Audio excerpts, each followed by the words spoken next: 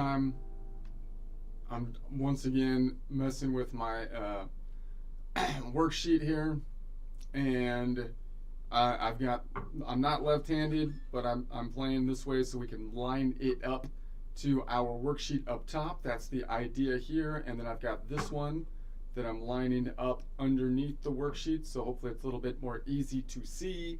And then this one have the picking hand, so that so we have that. And then up top I've got the worksheet, so I'm going to continue kind of playing with the idea of the worksheet. That's going to be the big idea. It's a big one. It's a big idea. So the worksheet is going to be, so now I've broken the fretboard out into having two sides to it, so I can use a full color pattern now that I'm working on as a tool. And so that means that for example, this shape, which I would call position number 1, or the G shape position, is now fairly long because there's two halves to it, and I'm trying to map out what I think is the conventional naming convention for the points, as well as the nodal points, and also what I think is the most logical naming convention if we could start from scratch and name things like the most systematic way, like an engineer might name it today if they were starting over. It's like with inches, right? If we weren't still measuring things with King whoever's foot, then they went to the metric system or something like that. I think the similar kind of analogy here, but worse. It's worser with this because it messes everything up. Measuring things by someone's foot is better than what's happening here, I feel like. So in any case, so that means that I want to look at chords this time. I'm thinking, how can we play with this? We can look at chords, normal chords maybe this time, and trying to analyze it from multiple perspectives of the chords. So that's kind of what I'll be at least starting out until I get bored doing that.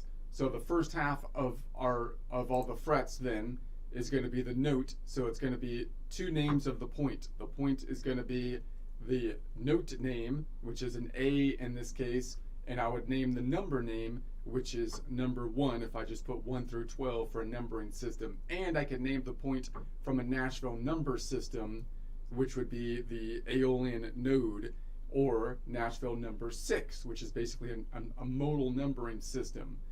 And then this side is going to give me the distance. Now, of course, if you say distance, you're going to say the distance from what? Because if I have a collection of 7 notes around the C major, then I could still measure distance from any one of those 7 notes in the collection. So I have a toggle button over here, which you can't see, but it's going to give me the 7 different positions, so that as I go through chord creations I'm going to use the same shape as what we typically do in music, right? We use the same 7 notes, but then I'm going to go to each of the different notes and build chords off of the different notes. To do that, I need to know the distance from them by each of those chords. So currently the distance is from the Ionian. So for example, on this 8th fret, I got to get rid of those error signs. You've got a Ionian C, which has a distance of a perfect first. Now I would like to call the distance that perfect, more specifically, I'd like to say it's a 0 notes away from the Ionian node, 0th modal half step. And then, for example, this one over here, this D, is, from a distance standpoint, it's 2 notes away. Oh, that error sign is going to just drive me crazy. I can't take it. I got to get rid of those. Anyways, it's going to be 2 notes away from the Ionian node, because we're measuring everything from the Ionian, and it's going to be 1 modal half step, meaning you can see we only took 1 step note from a note standpoint from fret number 8 to 10, but 9 is in the ocean. So we only took 1 continent step. We jumped to 1 continent. We call that then a major second. So the last bit of this is the normal name. The first bit of it is the name that I think would be more like scientific or logical if we didn't have the baggage. if we didn't have the baggage, man. And then if I was to measure, like from the A, if I want to build a chord off the Aeolian, then I'm going to toggle this to an A. You can't see the toggle, but I'll toggle it to an A. And now you can see the A stayed the same, but the second bit of it, this air sign. Dude, get out of here. Ignore the air. Is a 0 note away from the Aeolian. It's a perfect first from there now. And if I was to go up then to this Locrian, or the 7, which is a B, then we could say that that's going to be, it's a over here 2 notes away. To get rid of that. It's 2 notes away, boom, boom, from the Aeolian node, and it's a first modal half step because it's only one modal half step up from the collection of notes, which is once again a major second from the standpoint of the Aeolian. So that's going to be what I'm thinking to work with.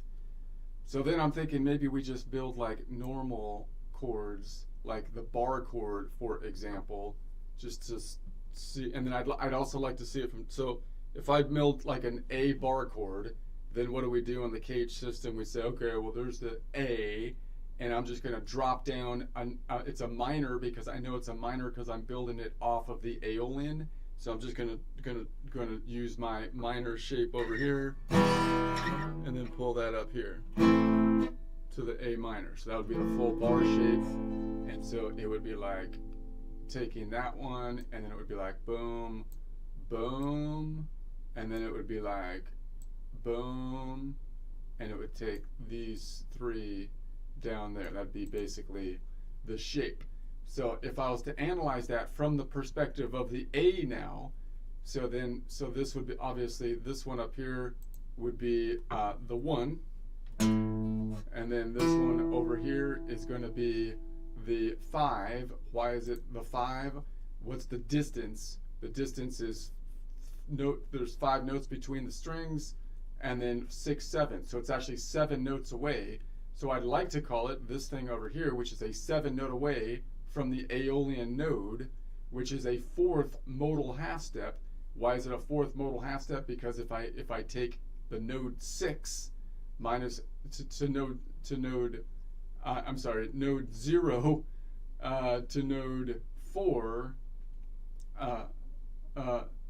node what did I do? It's node 6 to node 3. It's 6, 7, 1, 2, 3. So it's 4 modal half steps up, which is a perfect 5th. So again, I know I'm stumbling around. I'm trying to practice how I can say this as efficiently as possible while still using all the different terminology that I think is more logical.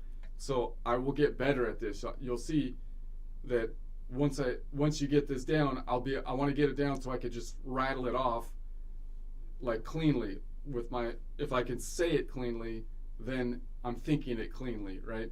That's why I like talking to myself with these presentations, as if someone cares, right? And then maybe, hold on, let's see.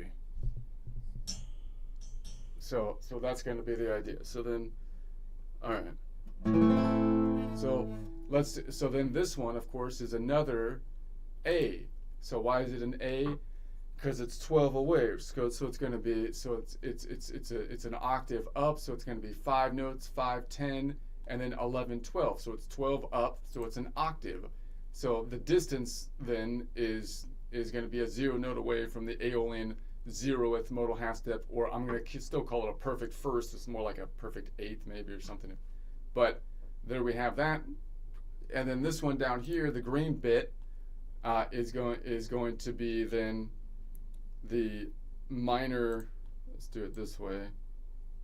The minor 3rd. So that's where you have to get all the way down there to close it out.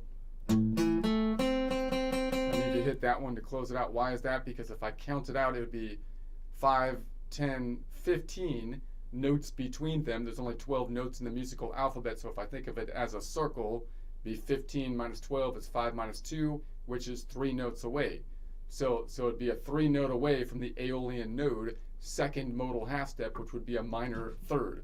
Now, if I formally thought that out, the reason I have such a long name here, is if I formally thought this out, then I could say, well, I'm looking for the interval distance from this Ionian node. And so I'm going to say, okay, well, the note is note number 1 to note number 4. So I'm going to say 4 minus 1 is 3. So it has a local distance of 3, although the total distance, if you count octaves, is 15. So it's a 3 note away from this Ionian node if I'm going to measure it like a plumber measuring pipes, right? Just like a normal person would measure. And then if I want to measure in terms of the 7 note scale, I'd say, well, this one is the third. This one is the first, and this is the 6th. So it's going to be 6, 7, and then 1. So it's the second modal half step up, and that means the scale degrees are always starting on the root. So the scale degrees are always off by 1. Therefore, it's a minor third. So that's why I'd like to be able to rattle this off to name it a 3 note away from the Aeolian node, second modal half step, which is a minor third. Why do I want to say that long bit, that whole thing? Because it tells me the actual distance in notes. It tells me the distance in modal half steps, or from the standpoint of a progression of the 7 note collection. It tells me where I'm measuring from, the Ionian node, and then it tells me the archaic, antiquated term that most people use, minor third, which is the scale degree term. All right.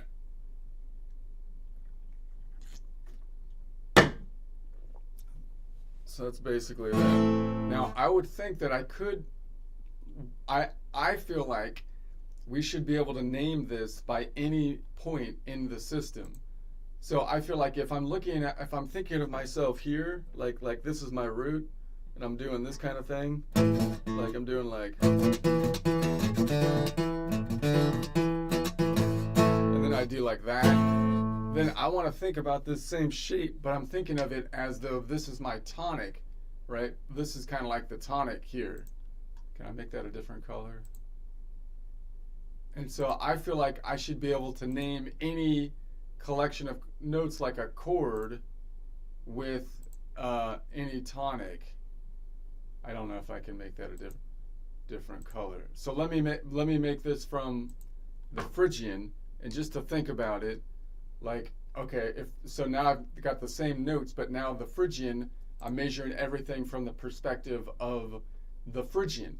So the Phrygian is now the 0 note away from the Phrygian node, which would be the perfect first. And if I go up to the A then here, what's the distance of that? Well, it's going to be 1, 2, and then 5, so it's 7 notes backwards. It's negative 7 notes or counterclockwise 7 notes. So that would be kind of like the local distance going clockwise and then an octave backwards. Or in other words, the inverse of that would be 12 minus 7, which would give us our 5. So that's going to be a 5 note away from the Phrygian node, which would be the third modal half step, and that's going to be a perfect fourth. So if I go from here to here, so if I'm thinking about it this way, I'm thinking about like that's a perfect fourth. Now from a chord standpoint, if I was to try to name that like as a chord, normally I would say it would be a Phrygian chord, and it has the perfect fourth in it, which means it's not even normally in the chord. The fourth is not normally, because you usually skip every 1, 3, 5. So it would be it'd be kind of, well, the fourth would be, what is it, not the 11. It'd be like a form of an 11 chord, or it would be from a normal nodal chord system. I'd say it would be a 7, a 5. It would be a 4-note chord would have the 7, a 5-note chord would have the 9. So it would be like a 5-note chord, right? It would be a 5-note Phrygian chord, dropping everything except for the last one, except for the 5th note, because you skip every other. Anyway, I don't know.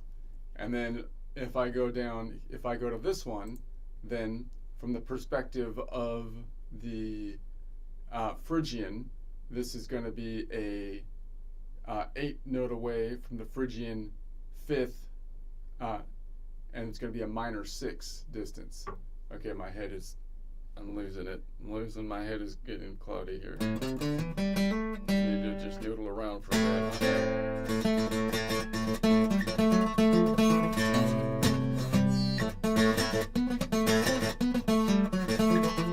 It doesn't even matter.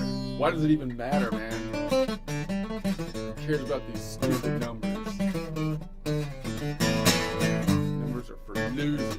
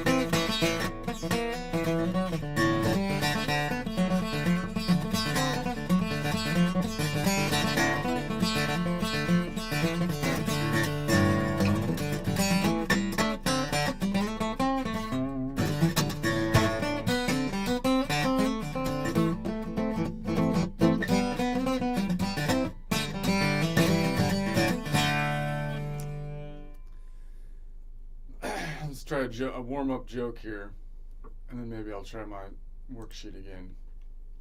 Warm-up joke. Okay, it's kind of a long one.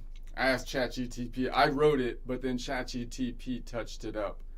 So I'll try to clean it up a bit, see if we can work as a team over here, me and Chat. And then Chat's like, pretty soon Chat's not going to need me anymore. It's just going to kick me off the team. But that's okay. I'm going to keep practicing. So here's the thought experience. You've got an old school famous people versus today's famous people. Let's take Eddie Murphy, for example. Eddie Murphy, example of the old school famous person.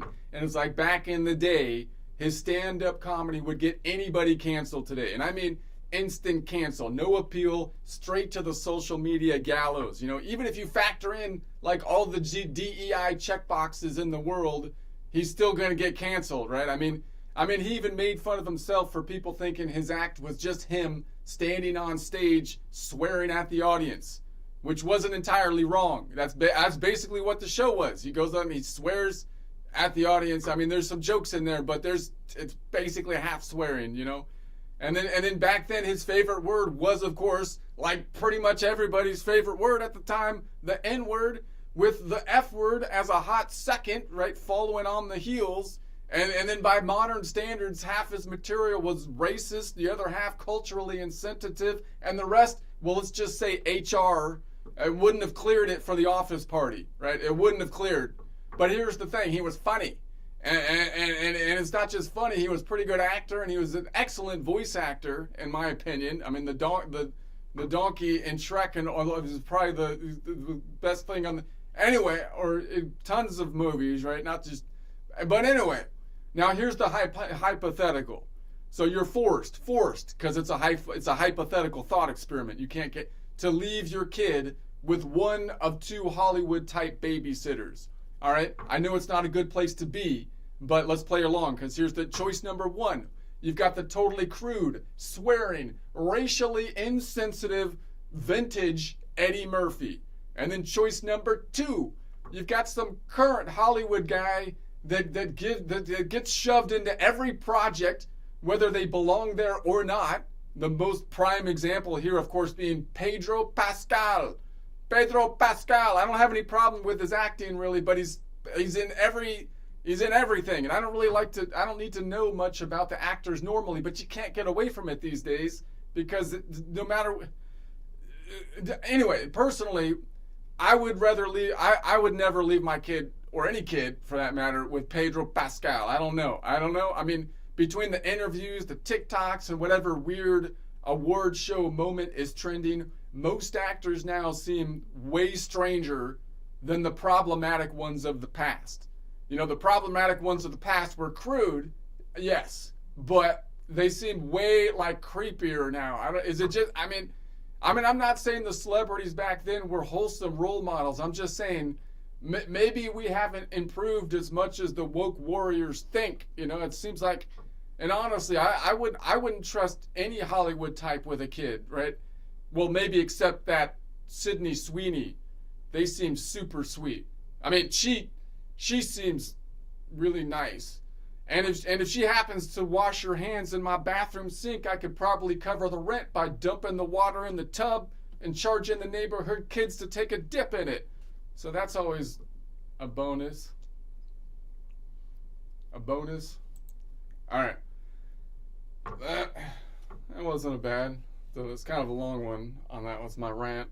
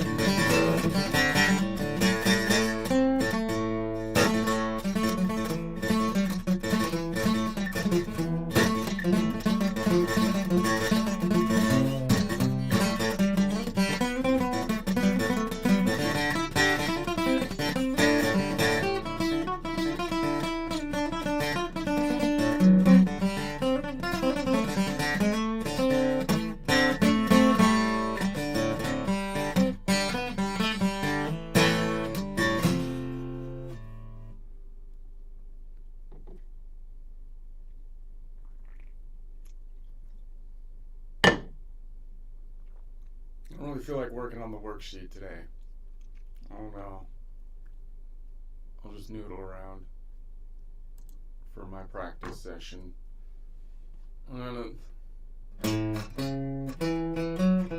What would happen if I changed the key of this? I'm wondering. Let's put this into. Let's put it into. This was a. Let's put it into.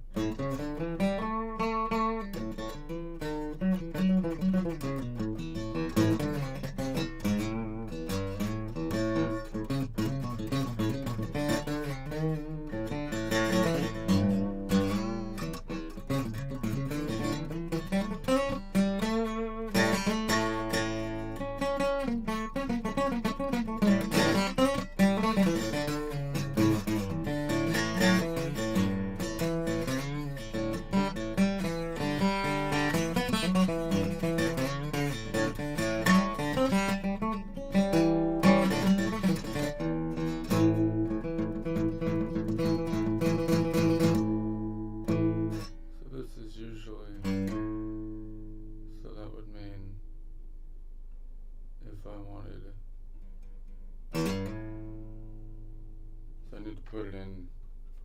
Let's try key of. Do I have? Is the key of G messed up though? 11. If I go on the key of G, then the Mixolydian is D. What was I thinking here? I was in.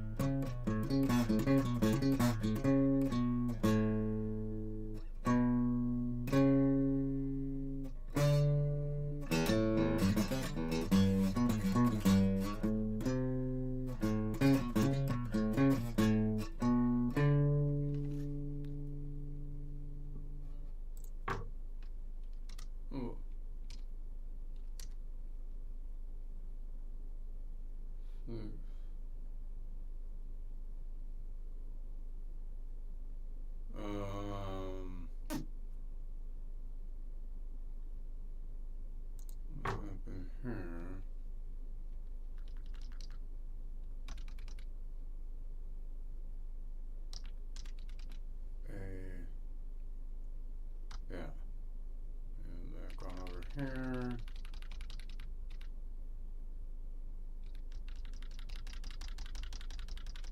So now I'm in A Mixolydian. That's how I'm going to think of my blues thing. So I've got my 3 pillars here, here, and here. 3 pillars, and then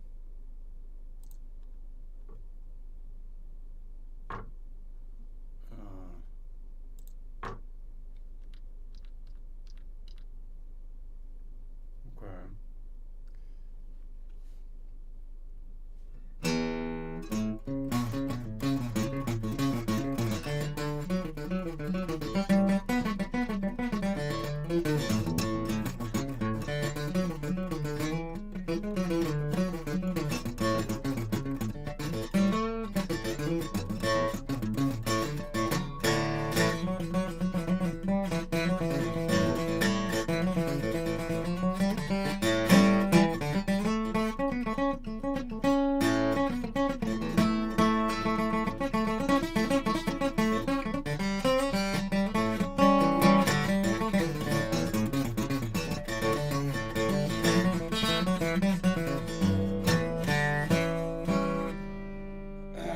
Let's try another joke.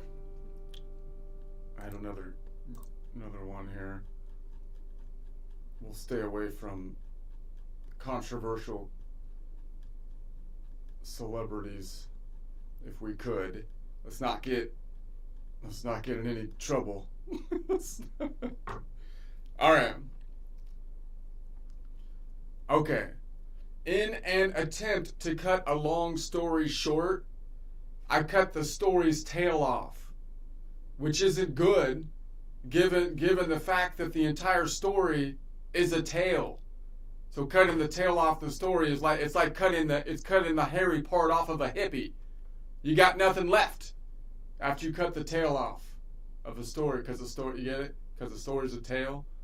So if you cut the tail off, then you cut like the whole thing. Okay, let me try it again. Delivery. In an attempt to cut a long story short, I cut the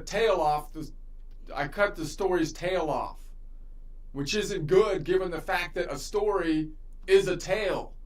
So cutting the tail off the story, it's like cutting the hairy part off of a hippie. You know, you're left with nothing. There's nothing left after that. Okay, that's all I got. I feel like I should be able to work that into something with a longer thing off of it.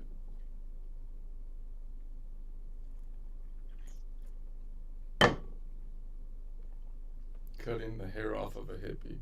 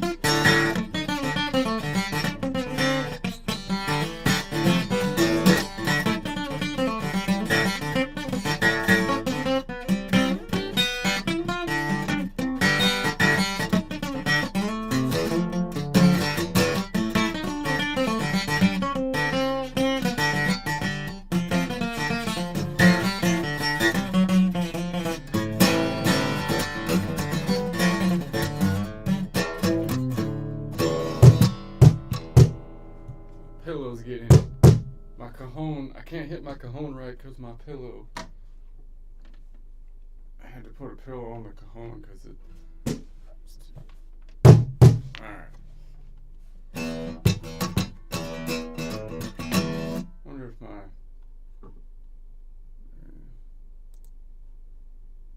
It's still in tune. I had to put a new. Oh man, that's a.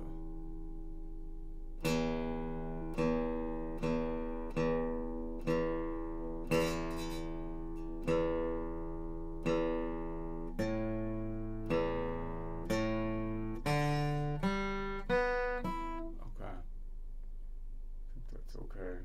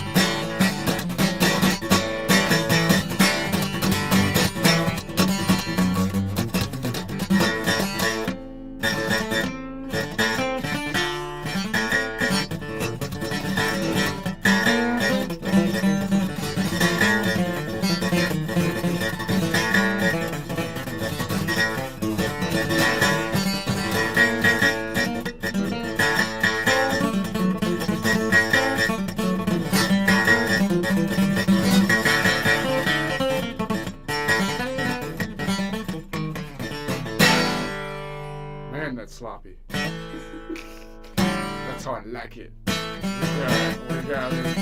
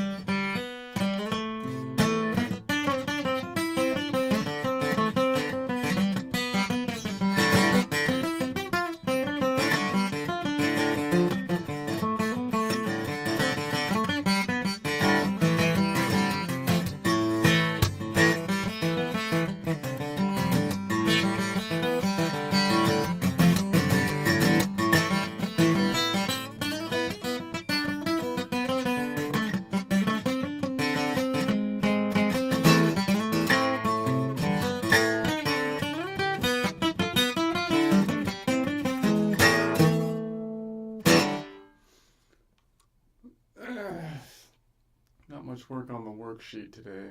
I'm gonna... whatever.